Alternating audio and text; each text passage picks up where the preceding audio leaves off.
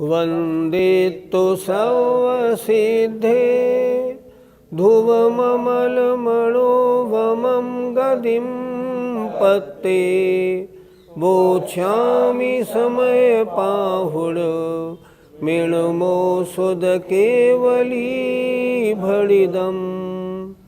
पंच परमेष्ठी भगवान की जय। इस समय पुण्य पाप अधिकार में पुण्य और पाप ये दोनों बंध के कारण होने से मुनि महाराज के लिए दोनों एक तरह से हेय हैं। मात्र शुद्ध आत्मानुभव ही उपादेय है।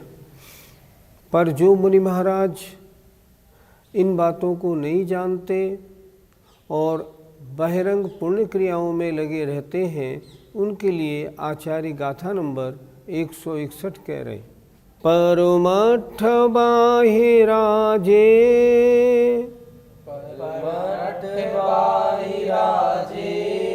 ते अन्नानेन पुण्यमिच्छन्ति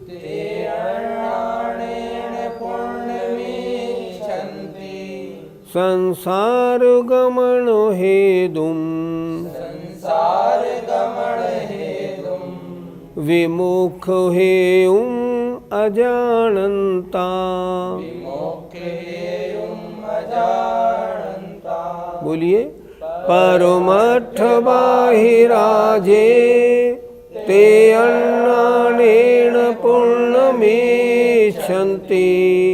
संसार गमन हेतुम विमुख हेयुम अजानन्ता। परमठ बाहिराजे ते अन्नानेन पुण्यमिच्छन्ति संसार गमन हेतुम विमुख हेयुम अजानन्ता। गाथा के एक एक शब्द के अर्थ को ध्यान से देखिए।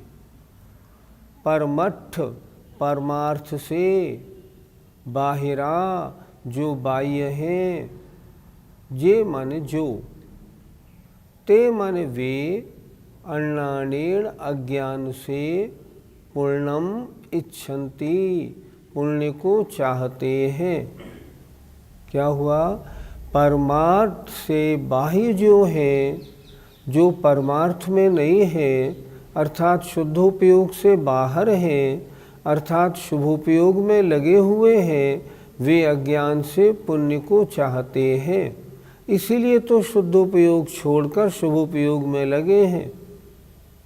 कैसा है ये पुण्य? शुभोपयोग कैसा है? संसार गमन हेतुम, संसार गमन का हेतु है। संसार गमन का हेतु होने पर भी मोक्ष हेयुम, मोक्ष के हेतु को अजानता न जानते हुए। एक बार फिर देखें ऊपर से। जो परमार्थ से बाह्य है, मतलब निर्विकल्प समाधि में नहीं है, वे अज्ञान से पुण्य को चाहते हैं। पुण्य कैसा है? संसार गमन का हेतु है। लेकिन संसार गमन का हेतु होने पर भी वे मोक्ष के हेतु को न जानने के कारण क्या करते हैं? पुण्य को चाहते हैं। उन्हें पुण्य ही पुण्य क्रियाओं में लगा रहना ही उचित मालूम पड़ता है। पर आचार्य कहते हैं नहीं, ये क्रिया ठीक नहीं है, क्योंकि ये परमार्थ से बाहर है। इस कारण एक बार फिर देख लें। जो परमार्थ से बाह्य हैं, वे अन्नानेन अज्ञान से पुण्यम इच्छन्ति पुण्य को चाहते हैं। संसार गमन हेतुम, संसार गमन का हेतु होने पर भी क्यों चाहते हैं? मोक्ष हेयुम अजानन्ता, मोक्ष के हेतु को न जानते हुए। उनको यही नहीं मालूम है कि ये पुण्य का चाहना संसार का कारण है या मोक्ष का कारण है। अगर इतना सही सही जान ले फिर पुण्य को क्यों चाहेंगे, पर वो नहीं जानते। गाथा का भावार्थ देखें। जो परमार्थ से बाह्य है, शुद्ध आत्मस्वरूप का जिन्हें अनुभव नहीं है, जो आत्मानुभव में लगे हुए नहीं हैं, वे मोक्ष के हेतु को न जानते हुए अज्ञान से संसार गमन के कारण पुण्य को चाहते हैं। उन्हें पुण्य क्रियाओं में लगा रहना ही रुचिकर है। क्यों? उन्हें शुद्धोपयोग के बारे में अभी जानकारी नहीं है। पंडित जी, किन मुनियों को परमार्थ से बाहर कहा है? परमार्थ का मतलब शुद्धोपयोग में लीन, अर्थात पुण्य और पाप इन दोनों कर्मों से दूर। शुभोपयोग अशुभोपयोग से जो दूर हैं और शुद्धोपयोग में लगे हैं, वे परमार्थ वाले हैं। लेकिन जो परमार्थ से बाहर हैं, इनका मतलब जो शुद्धोपयोग में नहीं है लेकिन शुभोपयोग और अशुभोपयोग में अपना समय लगाते हैं। अशुभोपयोग में न लगे तो भी शुभ कार्यों में निरंतर लगे रहते हैं। आचार्य कुंद महाराज कहते हैं ये भी परमार्थ से बाहर हैं, क्योंकि परम अर्थ क्या है? परम अर्थ है पुण्य और पाप दोनों क्रियाओं से दूर रहना। तो ये पुण्य क्रियाओं में लगे हैं, इसलिए परमार्थ से शून्य है।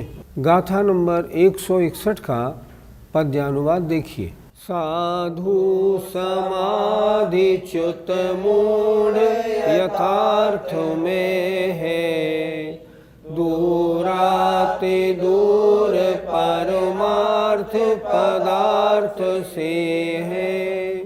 संसार हेतु शिव हेतु न जानते हैं, वे पुण्य को इसलिए बस चाहते हैं। आचार्य श्री ने ये पद्यानुवाद जो बनाया है, कितना सरल और कितना सही अर्थ बताने वाला। पहली पंक्ति देखें आप, साधु समाधिच्युत मूढ़ यथार्थ में है। वे साधु समाधि से च्युत हैं और वास्तव में मूढ़ हैं, अज्ञानी हैं, और वे परमार्थ से अत्यंत दूर हैं। क्यों? वे संसार के कारण और मोक्ष के कारण को नहीं जानते हैं, इसलिए वे पुण्य में लगे हुए हैं, बराबर उन्हीं क्रियाओं में लगे हुए हैं। अगर मोक्ष का कारण जानते तो इन क्रियाओं में क्यों लगते? बहुत सुंदर पद्यानुवाद है। आइए गाथा नंबर 162 देखते हैं। जीवादि सदहणम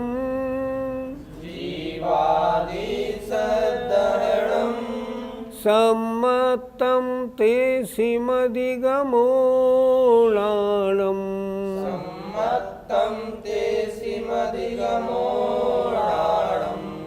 रागादि परिहरणम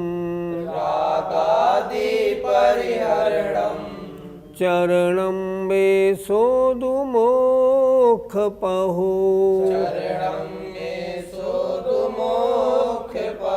बोलिए। जीवादि सदहणम सम्मतम ते सिमधिगमोलाणम रागादि परिहरणम चरणम मे सोदु मोक्ष पहो। जीवादि सदहणम सम्मतम ते सिमधिगमोलाणम रागादि परिहरणम चरणम मे सोदु मोक्ष पहो। आइए गाथा के एक एक शब्द का अर्थ देखें। जीवादि सदहणम, जीवादि का श्रद्धान करना। सम्मतम, सम्यक दर्शन है। तेसिम अधिगमो, उन्हीं का ज्ञान करना। लाणम, सम्यक ज्ञान है।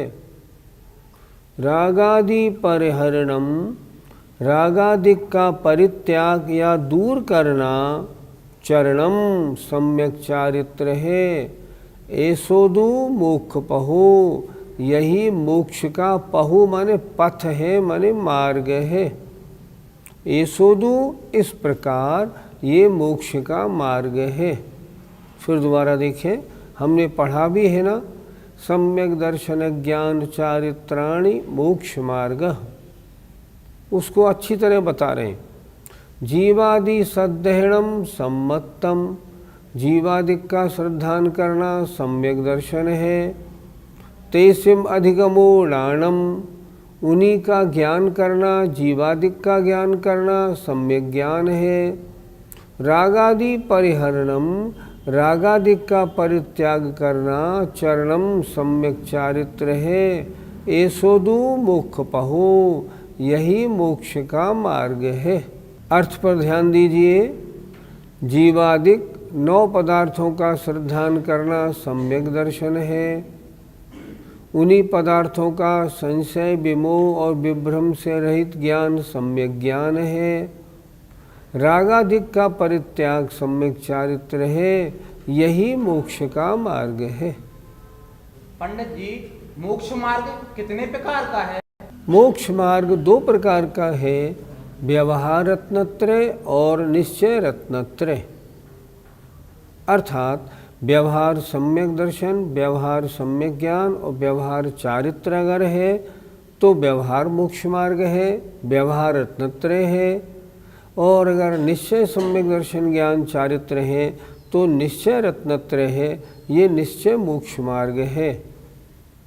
व्यवहार रत्नत्रय सीधा मोक्ष का मार्ग नहीं, लेकिन व्यवहार रत्नत्रय निश्चय रत्नत्रय का कारण है। व्यवहार रत्नत्रय के बिना निश्चय रत्नत्रय कभी होगा नहीं। इसलिए व्यवहार रत्नत्रय निश्चय रत्नत्रय कारण के कारण का कारण होने से कारण है। वे कहाँ तक पहुँचाता है? निश्चय रत्नत्रय तक पहुँचाता है। निश्चय रत्नत्रय मोक्ष तक पहुँचाता है। पंडित जी, दोनों रत्नत्रय में क्या अंतर है? तीनों को समझते हैं। जीवादिक 7 तत्व 9 पदार्थों का श्रद्धान करना व्यवहार सम्यक दर्शन, और अपनी आत्मा का सच्चा श्रद्धान करना निश्चय सम्यक दर्शन है। जीवादिक 7 तत्व 9 पदार्थों का यथार्थ ज्ञान होना व्यवहार सम्यक ज्ञान है, और अपनी आत्मा का सही सही ज्ञान होना ये निश्चय सम्यक ज्ञान है। बहिरंग क्रिया रूप मूल गुणों का पालन, राग द्वेष जिन कारणों से होता है उन कारणों को छोड़ना, ये व्यवहार सम्यक चारित्र है। और आत्मस्वरूप में लीन होना ये निश्चय सम्यक चारित्र है। निश्चय सम्यक चारित्र जब भी होता है तब तीनों एक साथ होते हैं, निश्चय सम्यक दर्शन, सम्यक ज्ञान, सम्यक चारित्र। व्यवहार सम्यक दर्शन जब भी होता है तो व्यवहार सम्यक दर्शन, सम्यक ज्ञान एक साथ होते हैं। व्यवहार सम्यक चारित्र होने का नियम नहीं, आचार्यों ने ऐसा ही लिखा है। व्यवहार सम्यक दर्शन ज्ञान चारित्र के बिना कभी निश्चय रत्नत्रय नहीं होता। इसलिए हमेशा प्रयत्न तो व्यवहार सम्यक दर्शन ज्ञान चारित्र का रहता है, और भावना निश्चय सम्यक दर्शन ज्ञान चारित्र की रखते हैं। और निरंतर प्रयत्नशील रहने से व्यवहार से जब कभी निश्चय सम्यक दर्शन ज्ञान चारित्र होते हैं। 100 में से 99.99% व्यवहार रत्नत्रय होता है, 0.01% निश्चय रत्नत्रय होता है। 24 घंटे में कभी 1-2 मिनट को हो जाए शुद्धोपयोग तो हो जाए निश्चय रत्नत्रय, अन्यथा व्यवहार रत्नत्रय रूप प्रवृत्ति रहती है। पर जो मुनि महाराज इस भेद को जानते हैं वे व्यवहार रत्नत्रय में रहते हुए भी निरंतर निश्चय रत्नत्रय की भावना करते हुए सदा रहते हैं। पंडित जी, व्यवहार और निश्चय रत्नत्रय में कौन से गुण स्थान होते हैं? देखो, व्यवहार सम्यक दर्शन, व्यवहार सम्यक ज्ञान गुणस्थान चौथा और 5वां। व्यवहार सम्यक चारित्र गुणस्थान 6ठा और 7वां। अच्छी तरह समझना हो, जो मुनि महाराज शुभोपयोग में हैं वे व्यवहार सम्यक दर्शन, सम्यक ज्ञान, सम्यक चारित्र वाले हैं। और वे मुनि महाराज जब शुद्धोपयोग में आ जाते हैं तब वे निश्चय रत्नत्रय वाले हो जाते हैं। निश्चय रत्नत्रय में देखें, निश्चय सम्यक दर्शन, निश्चय सम्यक ज्ञान, निश्चय सम्यक चारित्र, तीनों एक साथ होते हैं, अलग अलग नहीं होते। जब व्यवहार रत्नत्रयधारी मुनिराज शुद्धोपयोग में आते हैं तो उनका व्यवहार रत्नत्रय निश्चय रत्नत्रय रूप परिणमन कर जाता है। उसके गुणस्थान 7वें के शुद्धोपयोग से लगाकर और 12वें गुणस्थान तक होता है। इस तरह इन रत्नत्रय के गुणस्थान अलग अलग समझने चाहिए। पंडित जी, क्या व्यवहार सम्यक दर्शन भी सच्चा सम्यक दर्शन है? कुछ एकांतियों की धारणा ऐसी है कि व्यवहार सम्यक दर्शन तो मिथ्या दृष्टियों के भी हो जाता है, पर नहीं, उनकी मान्यता बिल्कुल ठीक नहीं। वास्तविकता क्या है? व्यवहार सम्यक दर्शन भी 7 प्रकृतियों के उपशम 6 उपशम से होता है, इसलिए वो भी वास्तविक सम्यक दर्शन है। लेकिन जब तक वे शुभोपयोग में है तब तक व्यवहार है, और जब वो शुद्धोपयोग में है तब ही उन व्यवहार सम्यक दर्शन ज्ञान चारित्र को निश्चय सम्यक दर्शन ज्ञान चारित्रपना प्राप्त हो जाता है। व्यवहार रत्नत्रय मोक्ष का साक्षात कारण नहीं, पर कारण का कारण है, क्योंकि बिना इसके कभी निश्चय रत्नत्रय होगा नहीं, और बिना निश्चय रत्नत्रय के कभी मोक्ष होगा नहीं। इसलिए व्यवहार रत्नत्रय कारण है, पर वो भी सच्चा है। जब तक मुनि महाराज शुभोपयोग में है तब तक भी उनके प्रति समय निर्जरा 24 घंटे होती है। जब प्रति समय निर्जरा 24 घंटे हो रही है तो क्या ये माना जाएगा कि उनका सम्यक दर्शन ज्ञान चारित्र व्यवहार होने से झूठा है? नहीं, ये तो नहीं माना जाएगा। तो क्या माना जाएगा? उनका रत्नत्रय सच्चा है, पर अभी परद्रव्य की अपेक्षा सहित रहते हुए साक्षात मोक्ष का कारण नहीं है, पर है सच्चा, इसीलिए तो प्रति समय निर्जरा है। इसलिए व्यवहार माने झूठा नहीं, कभी ऐसा नहीं मानना। व्यवहार माने कारण रूप, निश्चय माने कार्य रूप। ऐसा मानेंगे तब हमारा ज्ञान आगम के अनुसार माना जाएगा। आइए गाथा नंबर 162 का पद्यानुवाद देखते हैं। तत्वार्थ की रुचि सुदर्शन नाम पाता, और तत्व को समझना वह ज्ञान साता। रागादि त्याग करना वह वृत्त होता, तीनों मिले बस वही शिव पंथ होता। वृत्त माने चारित्र, रागादि का त्याग करना वह चारित्र होता है। जय जिनेन्द्र।